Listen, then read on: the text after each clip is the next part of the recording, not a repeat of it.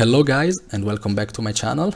Today I want to cover a class which is a bit tricky lately because it is almost played as a support but can also be played as a DPS, but still it's kinda in the middle ground because it's not a full secondary support like the Druid, the Vindicator, the Tempest or the Scrapper, and also is not a full DPS class because it cannot reach the amounts of damage as a Power Vindicator, a Dragon Hunter, a Reaper, a Berserker. So how do we play this class? I came up with a build trying to provide the most utilities possible, because most of the time people just enter the fight, they press F1, F2, F1, bubble and they die. So they think they are useful only for some CC and also for the bubble, and that's enough, and they die in the enemy Zerg casting bubble before the fight even starts. So let's try to fix this problem with this build. We get Tactics, Discipline and Spellbreaker.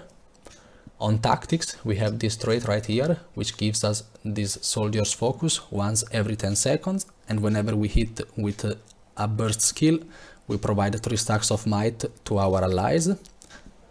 Here we run Roaring Revel for some resistance and fury on our Warhorn skill 4 and 5, additionally to their other effects of course. Here we get Empower Allies, and I will explain also why. We get 5 stacks of might to ourselves and our allies every 10 seconds, and you see it is for 17 seconds right now with the boon duration I have. I will also show you the gears of course in a moment. Here we have one minor trait which gives us also a lot of sustain, because we get a lot of might to our allies with the Phalanx Strength, which makes us giving might to our allies each time we grant ourselves might. So this is a very strong trait to provide might. On Discipline, of course, we get the Adrenaline on weapon swap, which we need because we will be swapping weapons a lot and we need Adrenaline for burst skills. Here we run Warrior Sprint. Here we have Fast Hands, which is very strong. Our swap weapon will be 5 seconds instead of 9 seconds, so it is a lot more frenetic gameplay. Destruction of the Empowered for some more damage. Here we gain might on weapon swap, and also burst skills gain reduced recharge, and also this might right here which will provide to the allies with the Phalanx Strength. We gain 2 stacks of might whenever we swap weapons in combat, and also 2 stacks to our allies, which is very strong. Here we run Burst Mastery. Burst skills deal more damage, grant swiftness and restore a portion of adrenaline spent. So we get some adrenaline back after we hit our F1 or F2, which is very needed because we don't have a lot of adrenaline regeneration otherwise. On the Spellbreaker we get No Escape, which makes our daisies and stun to inflict immobilize, and our daisies is in our F2 and the stuns is in our F1. Then we have this trait right here which is very strong: daisies, stuns, pulls, knockdowns, knockbacks and launches remove boons. Please note that this trait will only apply to enemies which have no stability. So if the enemy has stability, your daisies, stuns, pulls, knockdowns, knockbacks and launches, they just remove 1 stack of stability. If they don't have stability and you manage to disable an enemy, this enemy will get a boon removed, which of course is not stability because they don't have stability. Because if they have stability, you cannot disable them. This is a very important note. Loss Aversion. Removing boons from a foe deals damage and gives you adrenaline. Very strong trait, we need it for adrenaline. We will remove a lot of boons with break enchantments, with our hammer stuns, with our winds of disenchantments. Here we have another very important trait. Full Counter refreshes all burst skills on hits, meaning that you use your F1 and it goes on cooldown. You use your F2, and if your F2 hits at least an enemy, it will reset the cooldown of the F1. So you can use your hammer stun again. Very strong trait and much needed, and part essential part of the rotation on this class.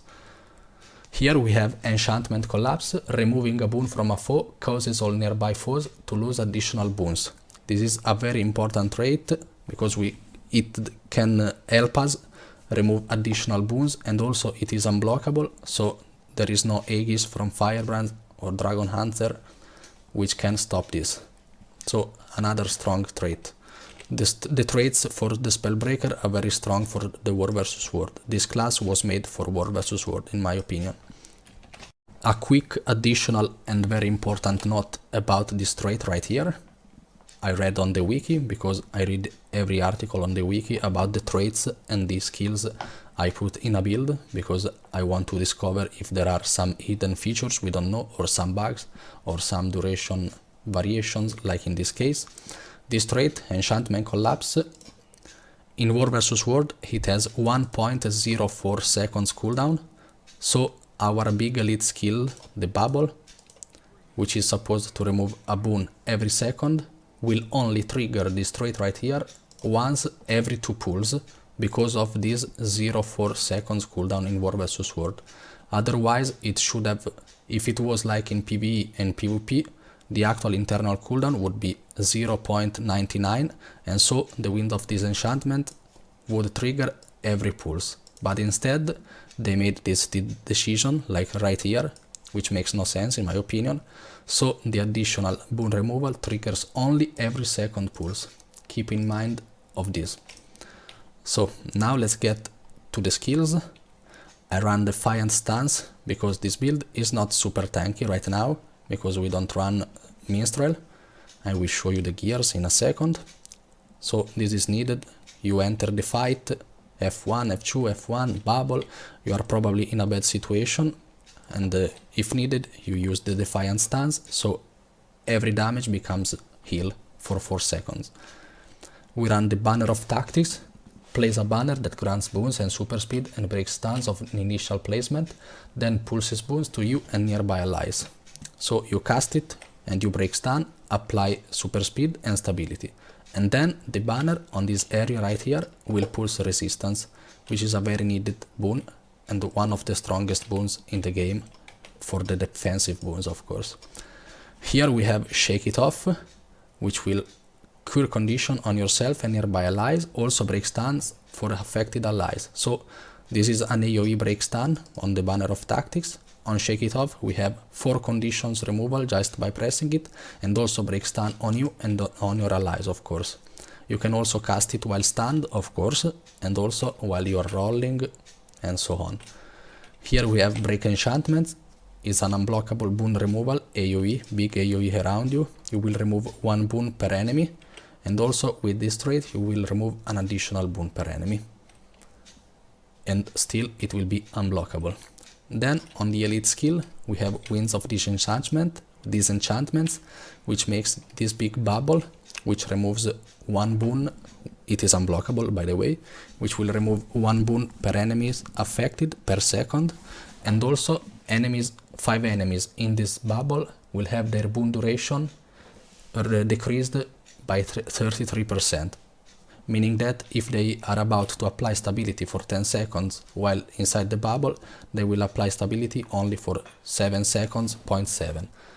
It once was 100%, I think it was too strong and it needed a nerf, maybe to 50%, but still it's a very strong skill, and also it destroys any projectiles, of course, if they are not unblockable, because I remind you that unblockable projectiles are not reflectable and blockable of course. It's time to cover the gears. So we run on the armor, we run full Diviner.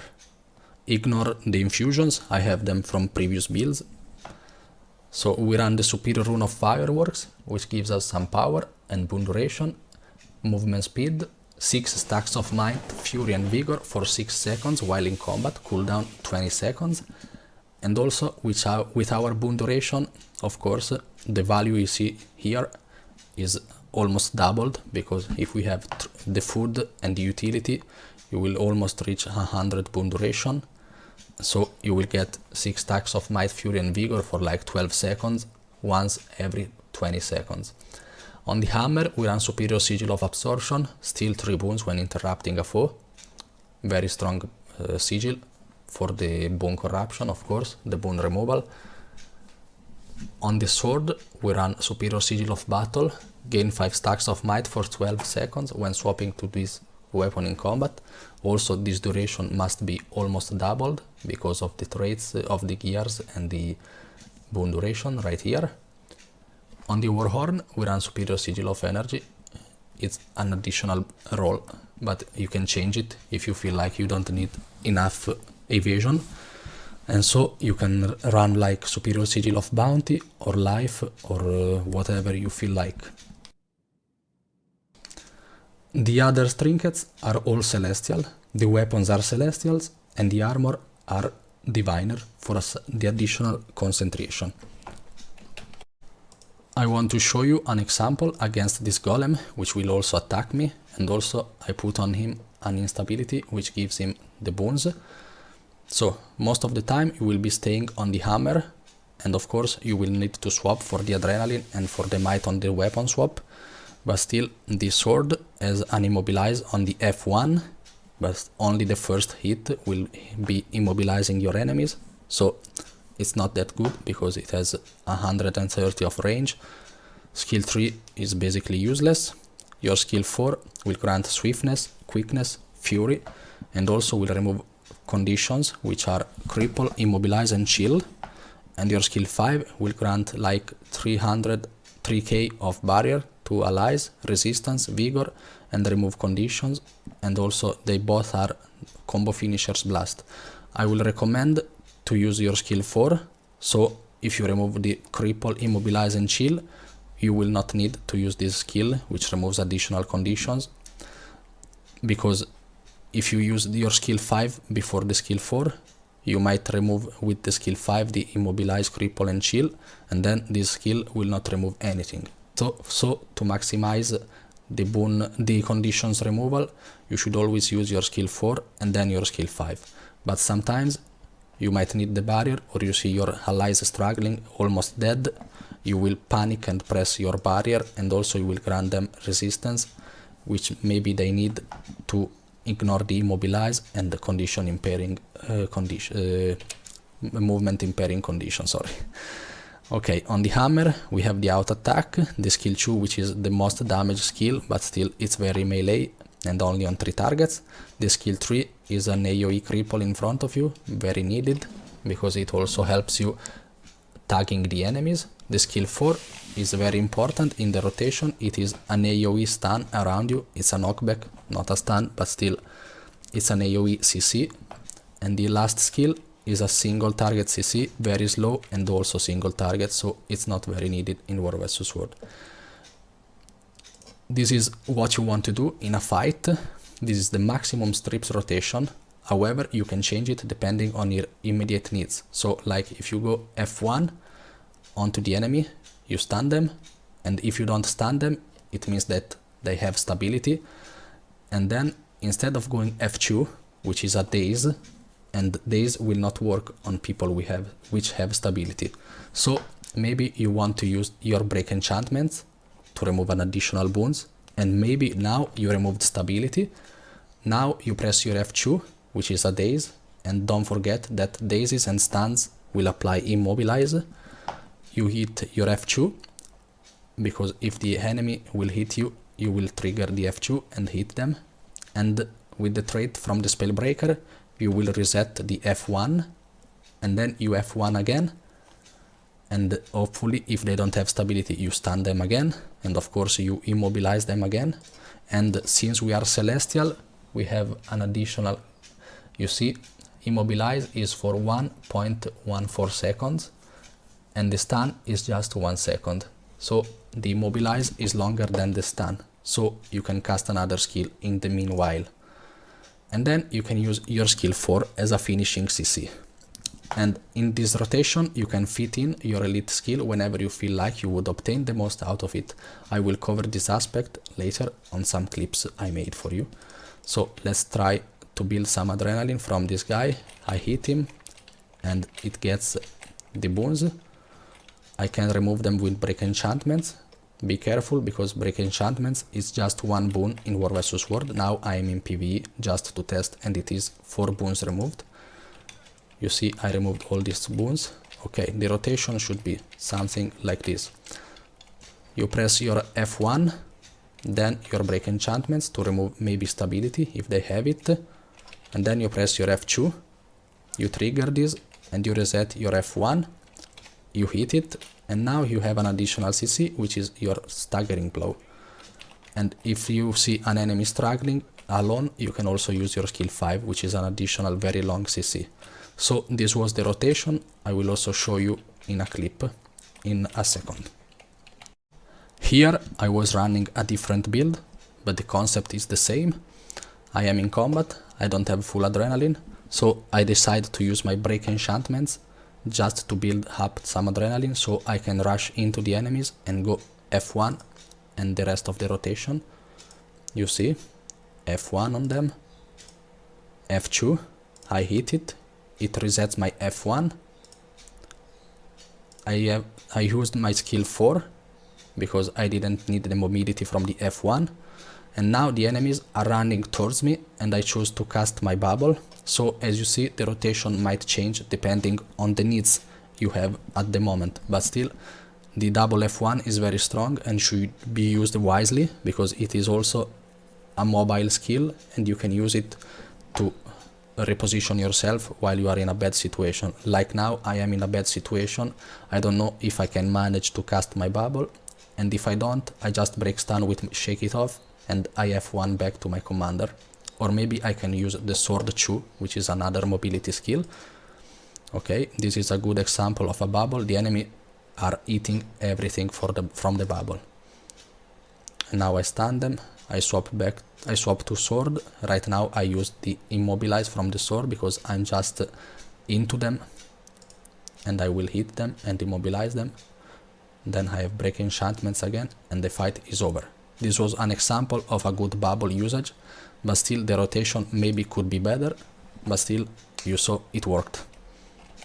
So this is instead an example of a bad bubble for which I've been impatient. So this was a long fight, I've been impatient, I am a Spellbreaker, I am full melee, I am not hitting everything. So I just think, okay, I just go in and press my bubble, even if it's not the best situation to press it. So let's see it. Okay, you see, the enemies are running, I am chasing them and I cast my bubble. This is not what you want, because the enemies were already running. So you see, except some down is right here, I hit no one with the bubble. So please be patient with your bubbles. Most of the time it is best to use your bubbles when the enemies are rushing onto you, so you are sure they will eat the bubble like eat for breakfast. And so they run into you, you see them running into you like the previous clip, you start casting your bubble, which has a long cast, and by the time the cast is over, the enemies are in your bubble, and when they realize it, they try to run out maybe, but still to run out they will be needing some time, and also they can be immobilized and CC'd, because most of the time the strong bomb DPS should be used inside the bubble, like the wells from Necromancer, the immobilized entangled from the Soul Beast and so on. They all should be used inside the bubble, so if they are CC'd properly, your enemies will not make it out outside the bubble. So you see, this bubble right here was kinda bad. So let's have a recap on this build. We have high CC amount on this build from the big AoE cripple in front of us, from the skill 3, long range 600. We have our skill 4, which is an AoE knockback, so it will trigger any sigil of absorption, so it can interrupt the foes, and also if you disable your foes, you will remove a boon, and by removing a boon, you will remove an additional boon, of course, with enchantment collapse. So lots of boon removals. And then, of course, we have the F1, which is an AoE stun, which is also mobile skill, and also it removes immobilize with this trait. We have the F2, which is an AoE daze, which of course with this trait right here will apply immobilize, and this also apply to stuns. So this is instance inflict immobilize, and then if you hit your F2, thanks to this trait, you will recharge your F1, and you can F1 again, stun again, immobilize again, interrupt them again, and with the superior sigil of absorption, while you interrupt, you steal 3 boons. So it's an additional boon removal. And also we have superior sigil of ruthlessness, which grants 5 stacks of might when interrupting a foe. And also this might is shared with your allies with phalanx strength. This build can keep 25 stacks of might to your allies permanently, because we have the might from the soldier's focus, which is granted when we use our F1 or F2. Then we have might from empower allies. Just by existing in combat, you will apply might to your allies. Then we have also the might from the weapon swap from this trait, versatile power. And also you have combo finishers blasts with the skill 4 and the skill 5 from the Warhorn. And also your F1 is a combo finisher blast, and your F2 will reset your F1 and you will blast again. So in the meantime, maybe you are not even watching it, but you are blasting might field, and you grant yourself 3 stacks of might by the blast and 3 stacks to the allies by the blast. And also, since you applied 3 stacks of might to yourself, you will apply 3 additional stacks of might to your allies. So each might you grant yourself will be granted to your allies.